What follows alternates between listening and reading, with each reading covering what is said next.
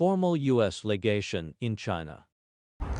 It was the American legations since 1903, and Dr. Paul Samuel Reinsch used to work here from 1913 to 1919.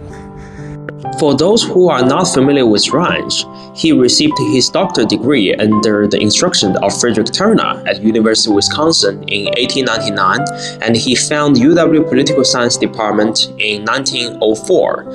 Since he was one of the few Far East experts at that time, Wilson picked him as the first minister to the newly established Republic of China in 1913. On May 4th, 1919, thousands of Chinese students marched to the American legations at Dongjiao Mingxiang.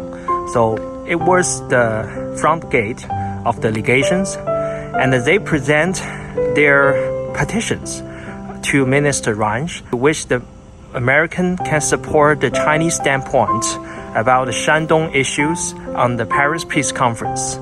Unfortunately, the American government didn't do so. Since 1898, Germans occupied Qingdao, a critical portal city in Shandong Peninsula, and built Qingdao-Jinan Railway.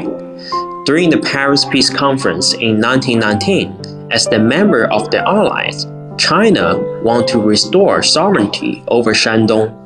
However, the result of the conference was Japan succeeded all German rights and interests in Shandong.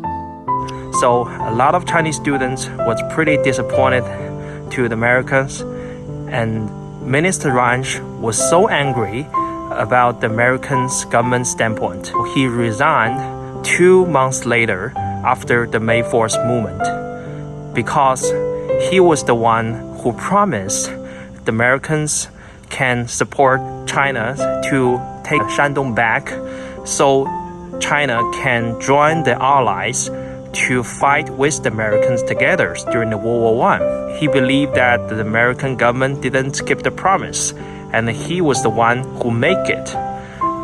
So he was just so angry about it. These are May 4th marching students, and this is the handwriting petitions to Reinsch, which now preserved at Wisconsin Historical Society. Although Minister Reinsch didn't carry his political missions perfectly, but on the other hand, he successfully built a trans-Pacific cultural and academic network between US and China, which means he successfully kept the American informal empire works.